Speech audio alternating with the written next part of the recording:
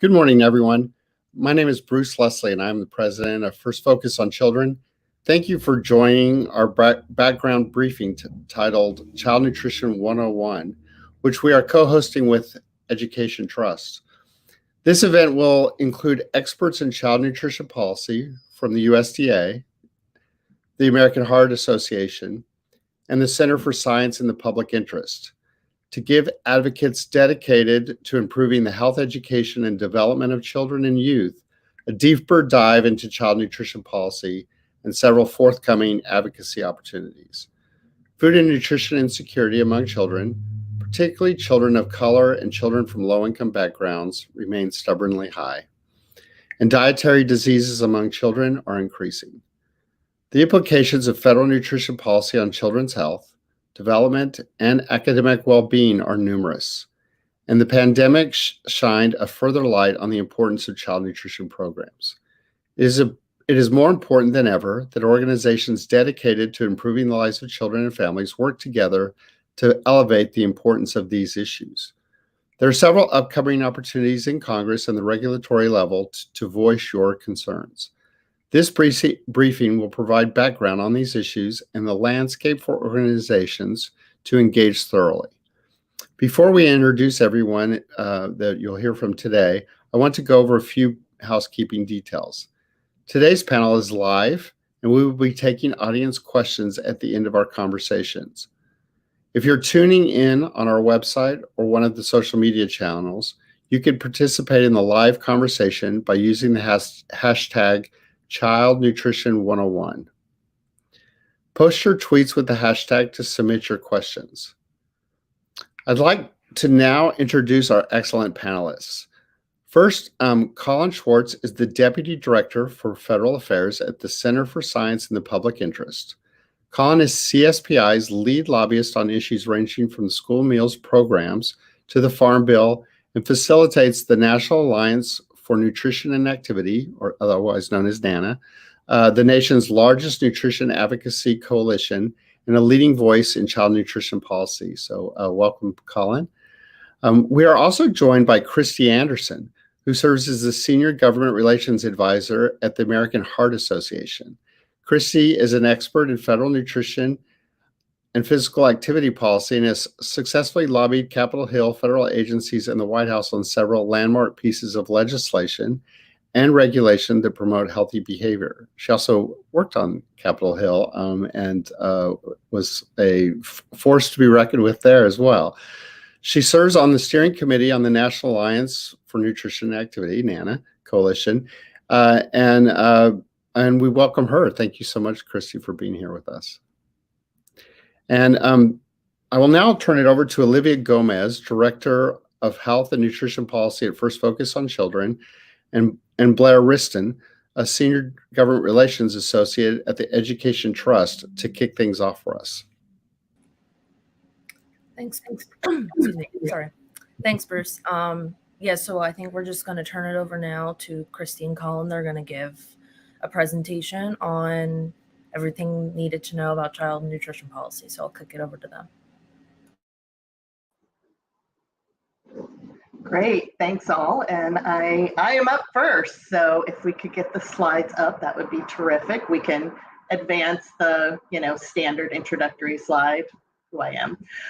So first I'm going to talk you through a history of school meals, and then Colin's going to get into specifically the history of nutrition standards, and then we're going to talk about various opportunities on Capitol Hill and at the regulatory agency level. But the one big thing I wanted to point out with the history of school meals is that it has always been a bipartisan program. And it actually started in 1946 under the Truman administration as a response to recruits draftees during World War II being malnourished. And so it started as a pilot, and as you can see through the timeline, it slowly grew and grew and grew. And the one thing about the school lunch program is that it always had nutrition standards. I think that's something that's a little bit of a misconception as we go to about a decade ago when the Healthy Hunger Free Kids Act passed and the updated nutrition standards were promulgated in 2012 and 2014. There was not a lot of backlash, but there was some backlash saying, oh, why are we doing this now? The programs have always had nutrition standards. They just weren't very good nutrition standards. And so in 2004, what happened is during the child nutrition reauthorization then, one of the things that was in the bill was to ask the then Institute of Medicine, now National Academies, to figure out how do we update nutrition standards to the dietary guidelines for Americans, because it was going to be a big jump because the standards back then weren't very good. And so IOM produced 2 reports, and that was what the updates in 2010 and 2012 were based on. A couple other things to note in 2010 is there was extra reimbursement included in the legislation for schools that met the updated nutrition standards. And in addition to that, with updating the nutrition standards, oh my gosh, I lost my train of thought. Don't you hate that when you're presenting? I'm just going to skip what I was going to say because I can't remember it. But with that updated 6 cents, oh, I remember now, is that it provided an incentive for schools to meet the updated nutrition standards. And what we saw is we went from approximately 14% of schools meeting the nutrition standards pre-Healthy Hunger Free Kids Act to, prior to the pandemic and the various rollbacks from the previous administration, almost every single school meeting the nutrition standards. So it really was a great public health victory for Children for Schools that we were able to do this. And then momentum kind of slowed. But with that, I'm going to turn it over to Colin to talk about the specific history of nutrition standards and where we are today. Great, thanks, Christy, and thanks for teeing that up so well. And thank you, everyone, for having both of us today. So, next slide, please. And you could even go to the next slide as well. Thank you. So, just for folks who are not terribly familiar with the Center for Science and Public Interest, we're a food and health consumer-based and evidence-based organization. We have been around for over 50 years. We recently celebrated our 50th anniversary. We're primarily funded by our Nutrition Action Health Letter, which you see an image of there on the right. So if you want impartial evidence-based advice on nutrition, I encourage you to subscribe. You can find out more at nutritionaction.com. We don't accept funding from the food industry or government in order to remain impartial in our work. And Bruce mentioned this, but CSPI, we co-founded the National Alliance for Nutrition and Activity, or NANA coalition. And one of our claim to fame is that we worked with Congress in the Healthy Hunger Free Kids Act to get that provision in the bill that updated the school meal nutrition standards and also standards for snacks and beverages. And so we got full calorie soda and most junk food out of school. So we're very proud of our accomplishment and through the NANA coalition and getting Congress to include that in Healthy Hunger Free Kids. Next slide, please. So what are the nutrition standards? There are standards for breakfast, there are standards for lunch, there are standards for snacks and beverages. I'm just here have an example for lunch, just so that you're all familiar with it. The standards have to be based on the dietary guidelines, which I'll talk a little bit more about in a little bit. And so you'll see that there are standards for fruits and vegetables. So schools have to provide more fruits and vegetables, which sounds like a no-brainer, but that wasn't the case before 2010. And you also have to have a variety of vegetables. So you have to have vegetables that are not just potatoes, although that's also been subject of attack. Your grains have to be more whole grain. So the standard is actually that olive grains had to be 51% whole grain, although that's changed, which I'll talk about as well. Milk changed too, so that only healthier varieties of milk are allowed based on the dietary guidelines. So whole milk is not allowed, but fat-free and low-fat are, and flavored as well. There are age-appropriate calorie ranges for kids based on grade group, which you can see in the column. So there are standards for K through 5, 6 through 8, and 9 through 12. saturated fat limits, there's a sodium reduction limit, and no trans fats. Next slide, please. So just a very brief history. As Christy mentioned, Healthy Hunger Free Kids passed in 2010. That was the last time Congress passed a child nutrition reauthorization bill. And the standards began to go into effect. The updated standards began to go into effect in 2012. And then that same year, that's when Congress already started messing with the standards. So that same fiscal year already, we saw an attack on the standards, which the first debate was pizza as a vegetable. So I don't know if any of you remember that debate, but that was a debate for, I know Christy does, that in order to overcredit tomato sauce on pizza, it could count as a vegetable serving for school lunch. So that was sort of the first effort by the food industry to weaken the standards. At the same time, there was also removing the limit on starchy vegetables, aka limit on French fries in school lunch. These are also just some of the notable riders. Every fiscal year since fiscal year 12, there have been riders on school meals. So for fiscal year 15, there was an effort to roll back all of the nutrition standards. So we're not just talking pizza as a vegetable, more fries, sodium, whole grains. It was all of the standards. And as a compromise, through the NANA Coalition and through also a lot of work from Christy, we were able to negotiate instead riders just on whole grains and sodium instead of rolling back all the standards. And that's sort of been where we've been at since FY15. So that began with riders that allowed schools to waive from the whole grain standard for whole grain specific products, as well as not having to meet the second set of sodium reduction targets.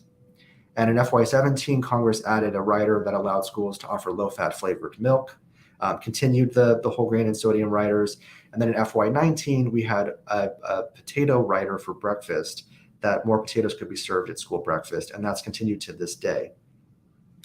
Now, while this was going on in 2017 and 2018, the Trump administration came in and they came out with a rollback rule on milk, whole grains, and sodium. They changed the whole grain rich standard from 100% to 50%. They also eliminated future sodium reduction targets and sort of froze sodium reduction at target 2.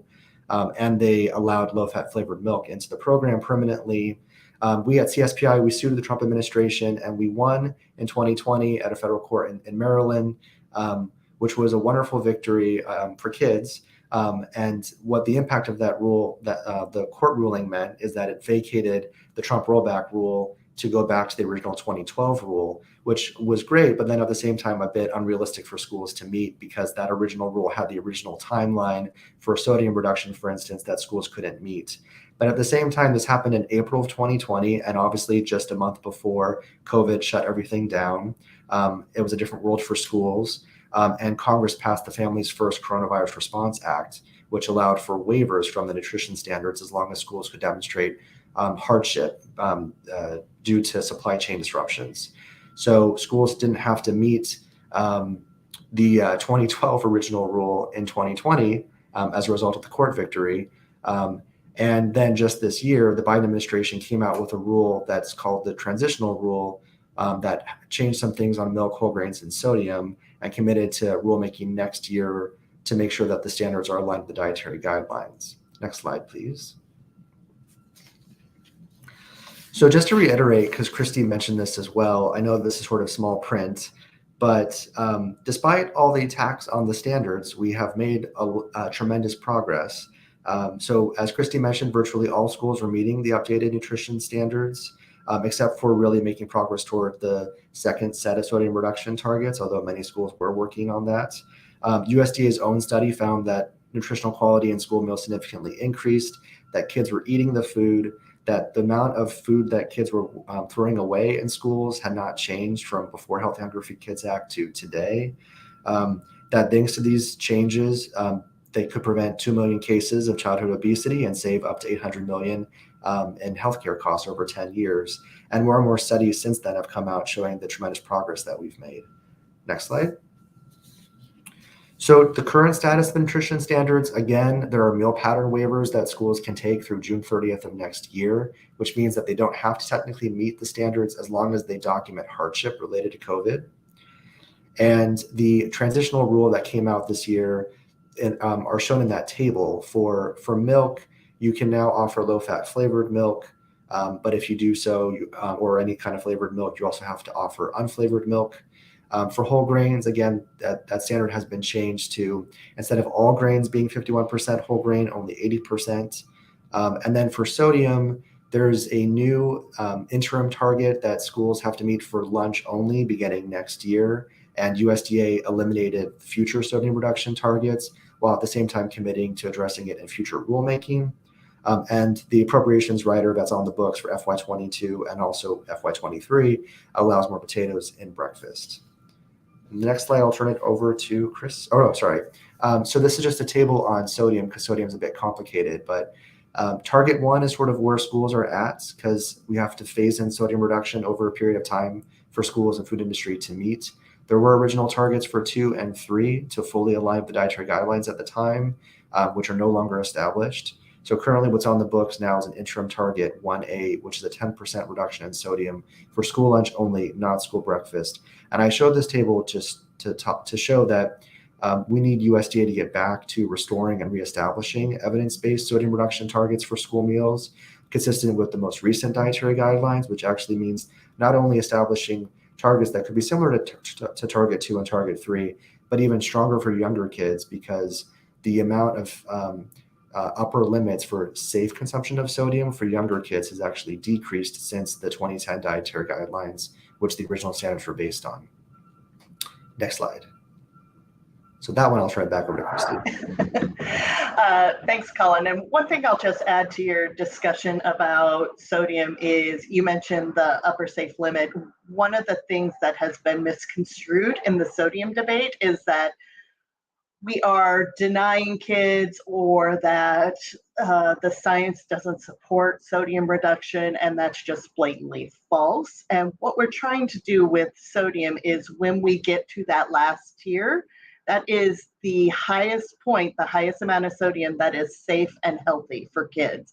So we're not even trying to get them below that upper limit, knowing that they get food outside of schools, but just trying to get at that very top of what's safe and healthy. So, and I also want to say too, with my previous slide, I neglected to credit, that's an infographic from CSPI because of the way slides are shaped. I couldn't get that in there, but that's a document we can send out afterwards. But so what are the opportunities that are happening right now? I've been calling this the year of child nutrition because there is just a lot going on, even aside from all the various COVID waivers. And speaking of COVID waivers, so recently the Keep Kids Healthy Act passed Congress and was signed into law. This was a great win, a great victory. Advocates had been working on since, October of last year. So what Keep Kids Healthy Act does is it extends certain waivers through September 30th of this year. So that really helps summer feeding programs to be able to serve universal, to be able to serve every kid for free that comes to their program. Unfortunately, those waivers that allow that were not extended through next school year. So schools will have to go back on October 1st. They will have to go back on October 1st to certifying kids, to families and guardians having to apply for their kids to get school meals, to have the 3 different tiers of paid, free and reduced, and free. So a lot of us are anticipating in the fall, in just a few weeks, we're going to be facing a little bit of a crisis in schools as we figure out how to continue to feed kids with the sudden shift. But other waivers were extended on a more happy note. Other waivers were extended through the next school year, which includes things like the meal pattern waiver. And USDA recently said with the meal pattern waiver that schools still have to demonstrate a hardship with getting the foods that they need. We all know that there is some supply chain disruptions. So that is good in the sense too that USDA can track where there might be difficulties and try to intervene or try to help or provide technical assistance. One of the other things that the Keep Kids Healthy Act is it increased just for a year reimbursement for lunch and breakfast. So while come October 1st, or even before then, if schools decide not to take advantage of the waivers that are extended through September 30th, there's going to be some transition pains, if you will. Schools will be getting extra money per meal served in reimbursement, which will help with some of the fiscal issues that programs are facing right now. And that's one of the things that having the Healthy School Meals for All would have helped with, is keeping that fiscal solvency. So that is what recently happened. I'm sure you all have heard of reconciliation. It's the topic du jour, particularly with this week with the news that Senator Manchin has COVID, and reconciliation is just not going to happen before August district work period. So in the reconciliation bill that was passed in the House, Build Back Better, although we're not calling it that anymore, there are two major child nutrition provisions in there. There is an expansion of the community eligibility provision, CEP.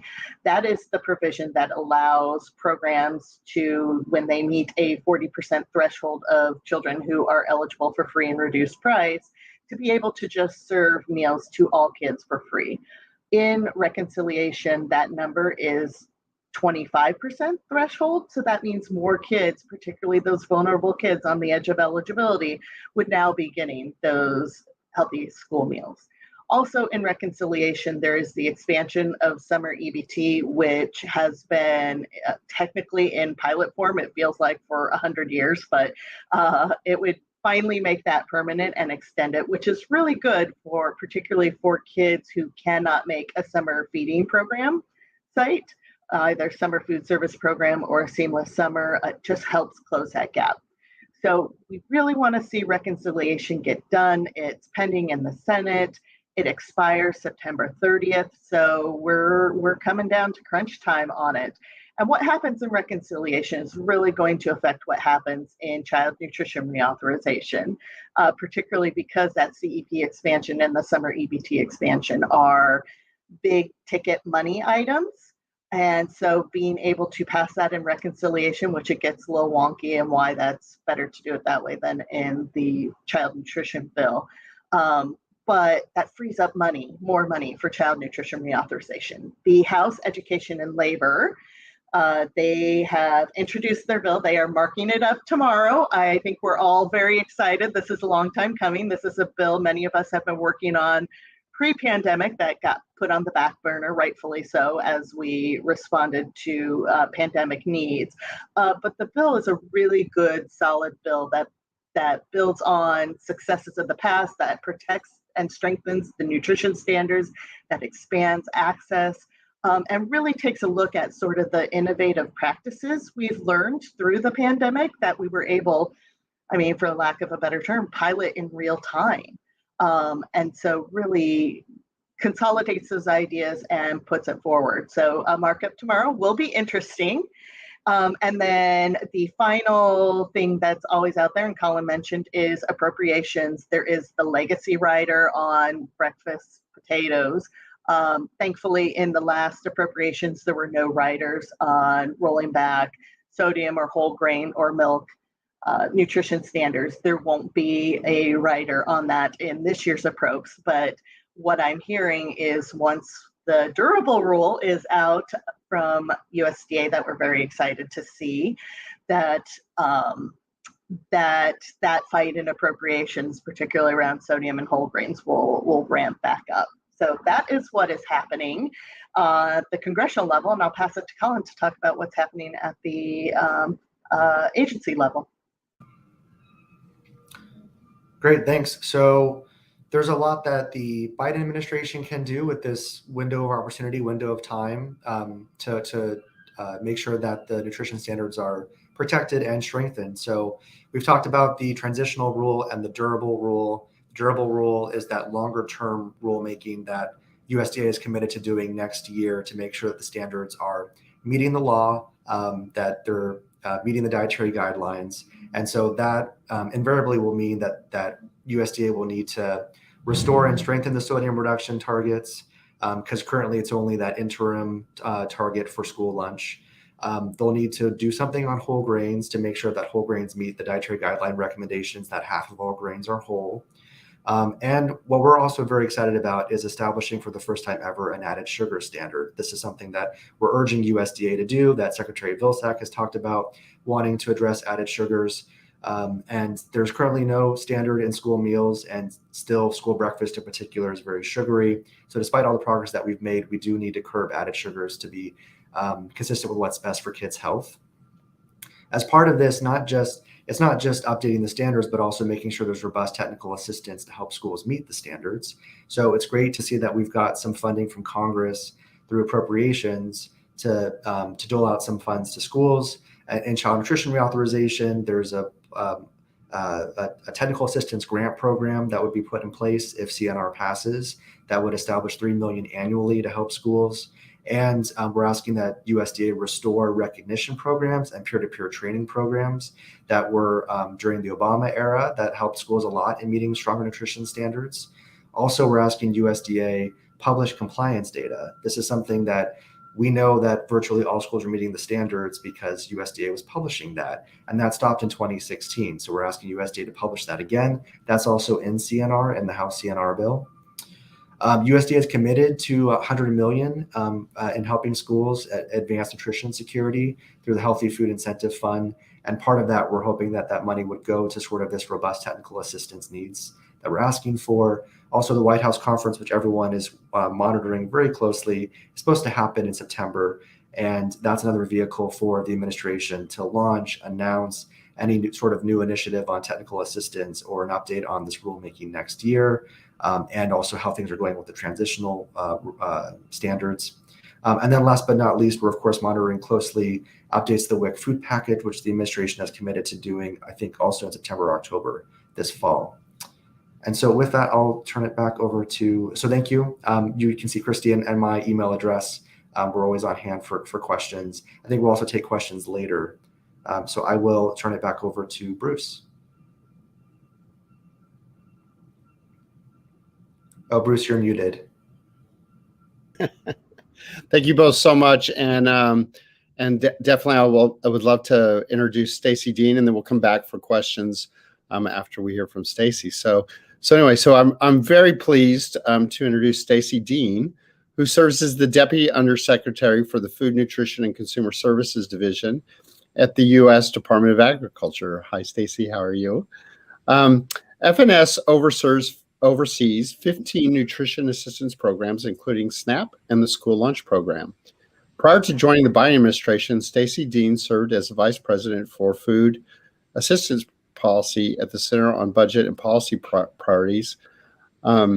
Deputy Undersecretary Dean is a true visionary and champion for children and families. And we are so fortunate to have her this morning, and it's always been a pleasure to work with you. And so look forward to hearing from you today. Thank you so much. It's so good to see you, Bruce. Thank you so much.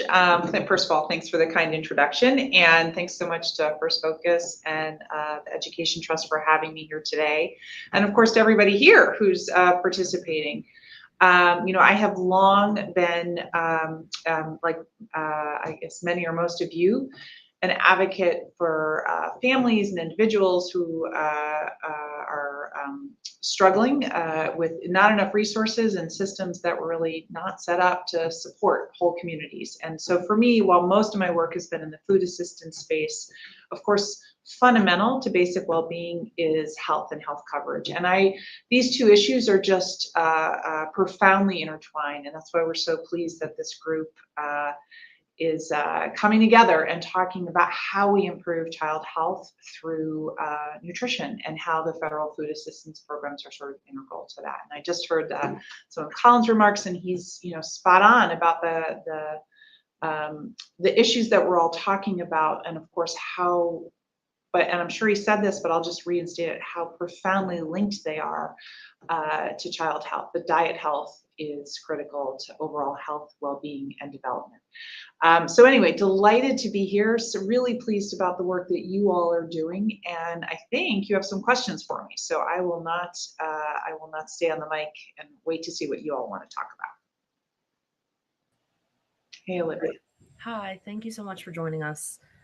So Blair and I just have a couple questions that we hope can lead to a bigger conversation about why this is so important. So I'll just kick it off with a question.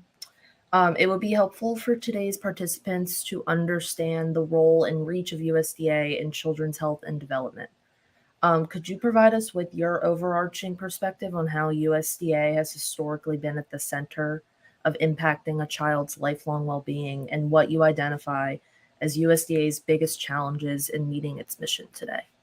Yeah, wow, that is a big question. So, and in fact, I think really speaks to both our mission and what we are most proud of. So USDA runs, Bruce listed, sometimes the count differs depending upon who you ask, but 15, 16 federal nutrition programs. I think the big three are, and particularly with respect to child well-being, is SNAP, or which used to be known as food stamps, WIC, right, which is a supplemental food package for women, infants, and children. And then, of course, our child nutrition programs, the biggest of which are school lunch and school breakfast, although there are others embedded under that umbrella.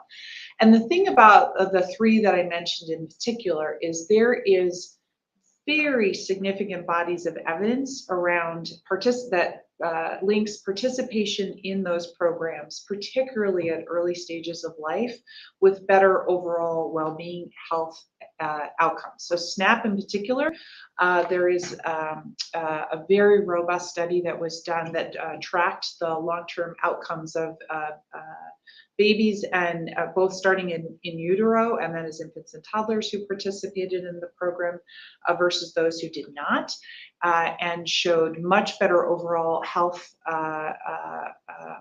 outcomes, education outcomes, and employment outcomes.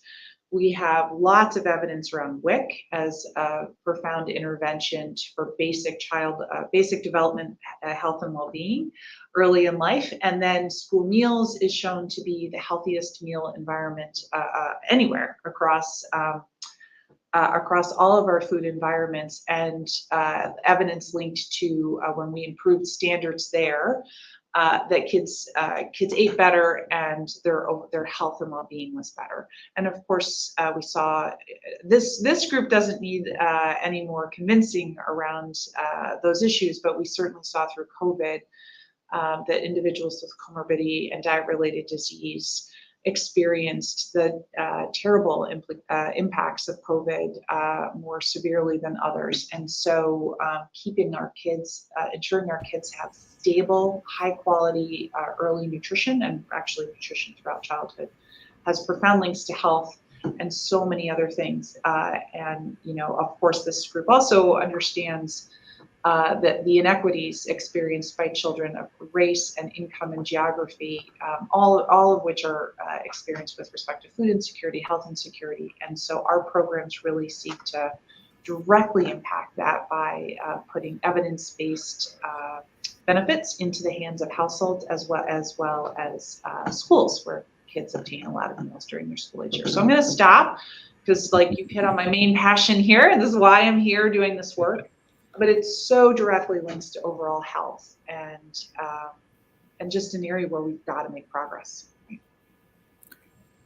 Oh, you asked me about challenges, but let's keep going because those are less firing. Thank you so much, Stacey, for joining. I want to ask you a question about college students. We know that the pandemic has had a significant impact on college students, particularly students of color and students from low-income backgrounds. That's why Congress, over the course of the pandemic, helped to lower barriers and expand access to SNAP for college students in need. Can you just talk a little bit about the importance of permanently expanding college student access to SNAP, and what federal vehicles might exist in the coming year to achieve this work? Yeah, so I think college students actually highlights one of the challenges that we face, which is that we know the power and impact and import of the federal nutrition programs, but not everyone who would benefit from our programs are eligible. And so individuals pursuing higher ed are a group that just don't, for a variety of reasons, based on decades-old policy, aren't eligible, right? And so as the vision of what a traditional college student is not, I'm not sure it ever was, but the model, it's a middle class young person who is temporarily choosing to be appear poor while in higher ed is not who we're talking about, right? We're talking about people at all ages, all stages of life, lots of caregiving responsibilities, and for higher ed is something that's so critical to opportunity, but often very unaffordable, and it has this tragic consequence of putting people in a position of being food insecure. So what we've got to do is a couple of things. One is, as we lose the expansion in eligibility for college students when we get to the end of the public health emergency, is one, make sure, doesn't mean that everybody who's is currently participating will be ineligible. So the college student rules for with respect to SNAP are really complicated. We've got a huge job to do with the Department of Education and advocates like all of you to make sure we get the word out and do lots and lots of outreach to those who will remain eligible to keep them eligible. We've also got to make these complicated rules simpler. And so we're also working with the Department of Education to sort out where can we make critical policy clarifications so that states understand what their options are, we have consistency across states, and that we in ed are making sure we're communicating out what the rules of the road are. And then we're also doing quite a bit of work with ed and lots of nonprofit groups around the country to learn about where do we need to make improvements so that we're opening up federal food programs to those who really need them. And the challenge is, of course, identifying, through big federal policy rules, who is genuinely an individual who is struggling to afford to get by and needs our help, right, and distinguishing that from individuals who are of means and have the capacity to take care of themselves. But we don't have the line drawn correctly now, and we've got to make some changes. Thank you. Yes, thanks so much. I think we're gonna pivot now to talking about some of the child nutrition programs. So Christy and Colin kind of gave an overview of what to expect from USDA coming up with some rule changes to the nutrition standards for school meals. So I just wanted to ask you if you could elaborate on the ways in which USDA specifically is planning on improving these nutrition programs, such as this school lunch program. And I think for people that haven't been involved in this process in the past, what can we expect from these upcoming rule changes, and what is USDA looking for from advocates during the comment period, which is probably how most of us will be able to make our voices heard and get involved? Yeah, I really appreciate that. So, we have notified that we're in the middle of developing a proposed rule. So I can't really get into the particulars, although I think Colin gave you a really great overview of his list of what to expect in terms of the topics we'll be taking on was spot on. What we do here is really important because what we need our kids to be eating according to the dietary guidelines and just eating better, right? So where they're at and the dietary guidelines, there's a big space there. So we need them to be eating better, both in and out of school, because that has just a huge impact on their health and their development and their future. So that seems pretty straightforward, but in fact, it's a challenge to move the standards, to move 19,000 school districts, and actually many of them prepare food highly aligned with all of them are required to prepare food aligned with the current standards. Many of them have the ability to shift to even healthier, more nutritious standards, but some don't, and it will be a challenge. And what we are aiming to do, I think he outlined our adjectives, is we need to be ambitious. And this community of people right here are a big part of telling the story of why it's important for us to be ambitious with the standards, how profound the need is to improve children's diet health because it relates to their health, which relates to their future, right? That very simple, straightforward narrative, which I think is highly motivating to all of you. We need to make sure we're communicating that out to parents, to school districts, to state and local leaders, and of course, here in the federal leadership. Folks need to hear that's important to you. So we need ambitious standards to push for that. We also need standards that are going to be practical and workable, right? School districts need time to make a shift. They need support. They need resources. So to be practical, USDA's got to give folks the running room to get there, but they also they need to make sure that their school districts, their superintendents support them and give them what they need, which might be more resources, it might be more kitchen capacity, it might be a change in who they're procuring from or how they procure. All of that will take time, and so we've got to support them, and so do locals, right? So ambitious, practical, and then we want them to be durable. We want them to last. We want them to sustain. And over the past number of years, this was a big battleground in Congress where lots of members of Congress didn't agree with the standards and sought to repeal. And then the prior administration also did some work to undermine the standards. And so we need all three of those things to happen. And your voice and your power about how critical this is will be really important, and that's both at the federal level, the state level, and the local level. There's a lot of different entities involved in this program, and they need to feel your support and hopefully your call to action. Also, and I would include industry in that. We need them to be developing products and foods and recipes that will also drive towards aligning with the dietary guidelines and whatever new standards we ultimately finalize. We have a question here about summer EBT. Secretary Dean, we know that summer is the hungriest time of year for underserved students, and that summer EBT was really a critical lifeline for communities over the course of the pandemic to provide additional resources during the summer months to purchase food for families in need. Can you speak to the importance of permanently authorizing and funding summer EBT, and how advocates can help the department and Congress in this work?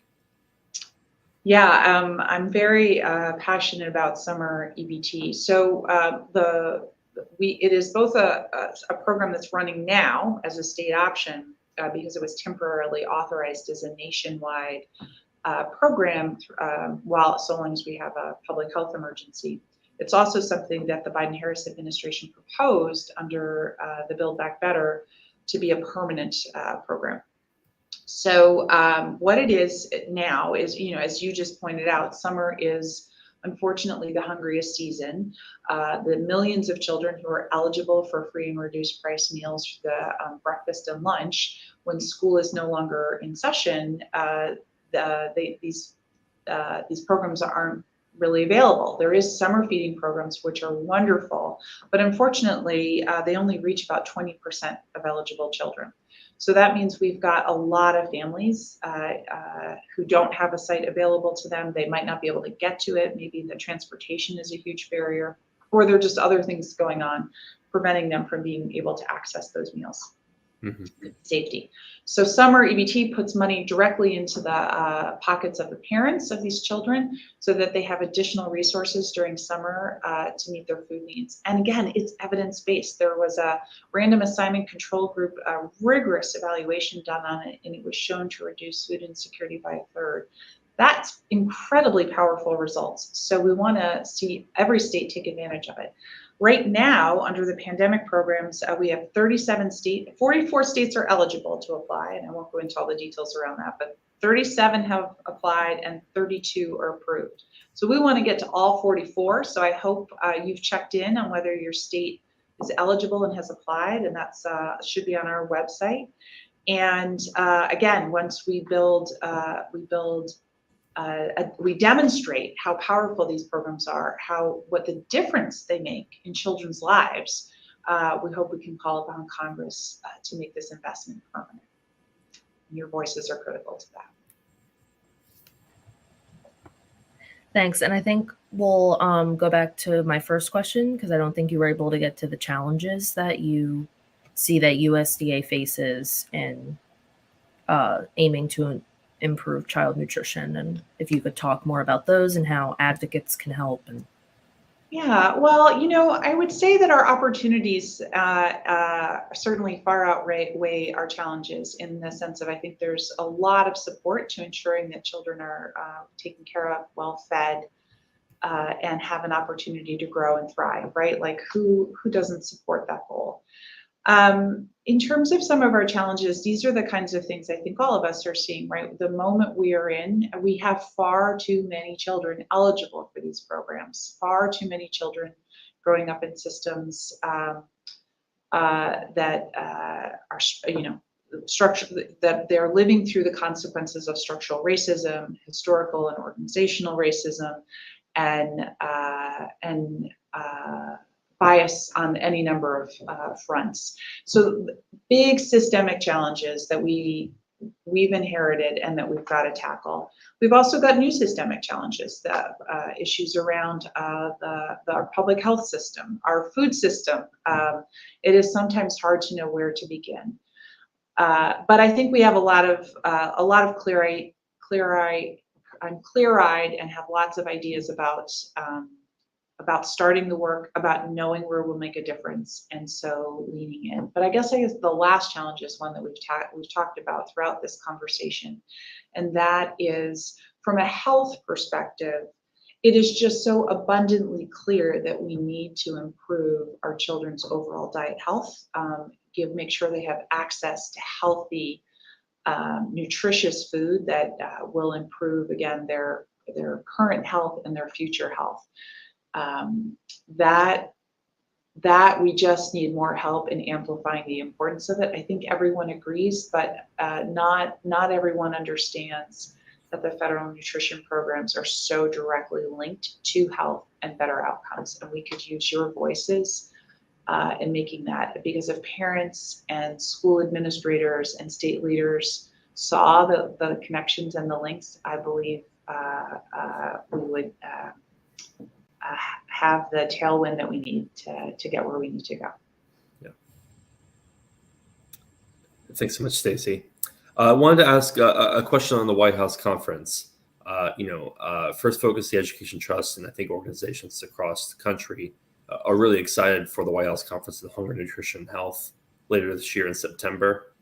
I was curious if you could just speak about this conference and how it can have a transformational impact on addressing child hunger and food insecurity, and how the departments, including USDA and Department of Ed, are working collaboratively together towards the White House conference. Yeah, we're really excited for this event as well, because it represents a really important opportunity for us to be able to talk about, both as an administration, but of course with leaders from communities to national leaders from across the country, about the deep connection between hunger, nutrition, and health. And will allow us to talk about food insecurity, drivers of food insecurity and inequities there. It'll also, with respect to the critical need to improve overall nutrition, and how both of those link to better immediate and long-term health. So it will be a really important platform for this conversation. But I want to mark it, though. It will be a day, but it is a day that I hope launches many activities, both at the federal level, and we've committed to putting out an action plan around our work in those three spaces, but also for industry, local leaders, community leaders, researchers, advocates, also to express their own commitments around the work that they want to do in this space to help make advancements in hunger, nutrition, and health. And of course, I certainly, the federal government owns the primary responsibility. We will not make progress in those three spaces without deep commitments from the federal government, but just want to say that it's also an opportunity for many others to step forward and make their own commitments. And then the exciting part is what really comes next. all of the actions that we take to tackle each of these 3 issues. And, so I'm a longtime anti-hunger advocate to come out of that space. And the 1969 conference, it is a bit of legend making in our world, but also was really, and I sometimes, as I sort of grew up professionally, I would think, well, people are putting far too much into what this thing was. It's the idea was that maybe it took on more legend than reality. But actually, I've been reading a lot more recently about the work of that conference, and it said that there were 1,800 policy recommendations, and more than 1,600 of them were implemented in the time since. And it launched things like the WIC program, like the dietary guidelines. The idea of talking about the reality of hunger at the time, and the fact that there were federal programs to respond, enrollment in the then food stamps and school meal program grew dramatically because so many leaders took on appreciated their role and responsibility in leveraging these programs to help people in their communities in need. So I hope that we see, and it's my goal for us to see similar and, again, ambitious plans, and that we motivate and bring so many more people to the table. And again, this forum is exactly that opportunity. I'm sure on this call, the Zoom today, we've got lots of folks deep history in this space, but others who might be new to it. And the more that we can sort out how to leverage and work together. How can we ensure that every governor, for example, in this country, sees it as their a core responsibility to ensure that every child born into the state has access to health coverage, core nutrition, and other key economic supports to ensure a child's basic success in those early days, right? A comprehensive approach to health and nutrition. That is within every governor's grasp, and I would love for us to coalesce around that kind of conversation locally and nationally. So I'll stop there. Great. Thank you so much. Oh, sorry. Thank you so much for joining us. Just want to thank you and your team at USDA for all the work you do. It's been a tough couple of years with the pandemic, but food insecurity has been really addressed through a lot of the programs that are executed through USDA. So just thank you for your work. I think all advocates are looking forward to working with USDA in the coming months with all the stuff that's happening. So thanks again for doing it. Thank you. I really appreciate the conversation. And look, we are committed to addressing both needs today and looking ahead to the future. We so value your ideas, your inspiration, and also your accountability. So keep holding us accountable. We, like you, want to do everything we can to build stronger communities, stronger country. So thank you so much. Great. So I think right now we have about 5 minutes left. So I think we're going to bring Colin and Christy back. We had a couple of questions and some final thoughts. If they want to respond to anything that Undersecretary Dean said, or if you guys had any thoughts right now, go ahead. If you list some last leaving thought to leave with the audience. If not, we'll pivot to questions. I was going to say, I have a lot of thoughts. I always have a lot of thoughts. I think that the biggest thing I would touch on is, Undersecretary Dean talked about how school meals are the healthiest source of food for kids. And particularly for this group, the updated nutrition standards, the strong nutrition standards also show improvement in health outcomes in children, have them, ready to learn and thrive. So I think it's really important that we look at school meals not just as a hunger intervention, but a public health intervention and a nutrition intervention. In particular, I have a volunteer who is a pediatrician, and when he has kids come into his office who are unhealthy and need to change their diet quality, he essentially prescribes that the kids go eat school meals. So I think it's very important that we think about that as in a more school meals in a more and nutrition standards in a more holistic way. Yeah, completely agree. Colin, I don't know if you had any thoughts, and then I guess Blair and I will ask, I think, a question each, and then we can call it a day. But go ahead, Colin. Yeah, my initial reaction to Deputy Undersecretary Stacy's comments, I do like how the administration frames this durable rulemaking for next year for the standards as, three things. She said ambitious, practical, and durable, which no one disagrees with, and we're all very supportive of that. We want the standards to meet the dietary guidelines. We want them to be practical so that schools can implement it and food industry can implement it over time. It's an important distinction that practical would mean sort of implementation and not sort of what the standard is. So the standard remains science-based, but then what's realistic is sort of like how is it phased in over time and what sort of supports can we all provide schools and can Congress and USDA. And then durable, so that we can get to a place with the food industry and with some stakeholders that they're not going to go to Congress to try to weaken the standards in the future through appropriations bills. Many people may have heard that the standards are too difficult to meet for sodium, for instance, or maybe we need more culturally competent meals, and so the standards are difficult, or the food industry can't meet it, or kids don't like the taste of the food. And none of that's really true. All of it is actually fixable and has nothing to do with the standards themselves. It has everything to do with what sort of supports capacity do schools have to buy the food, to make the food, to serve the food.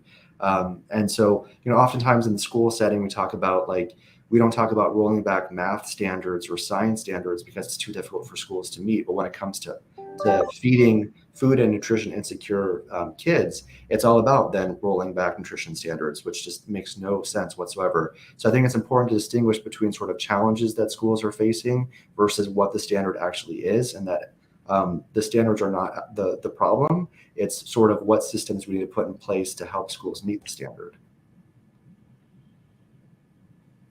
Great. Thanks so much. I think we're almost at time, but just one quick last question. What specifically for everyone tuning in is the single most important action steps in the coming months all our organizations can take to thoughtfully engage and impact these conversations as we go forward?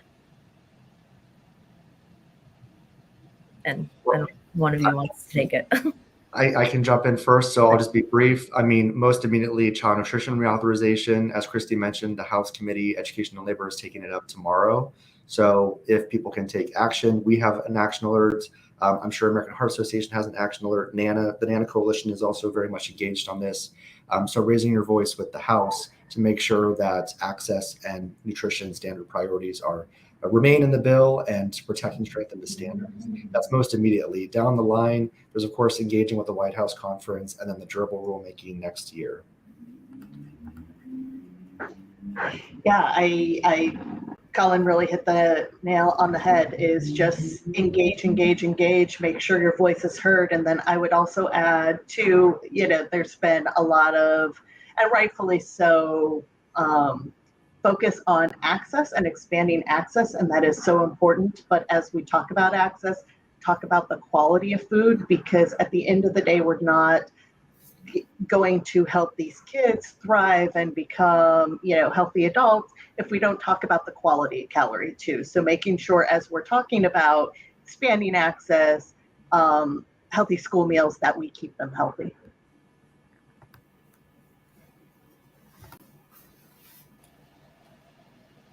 Great. Thank you both so much. I think we're going to wrap up now.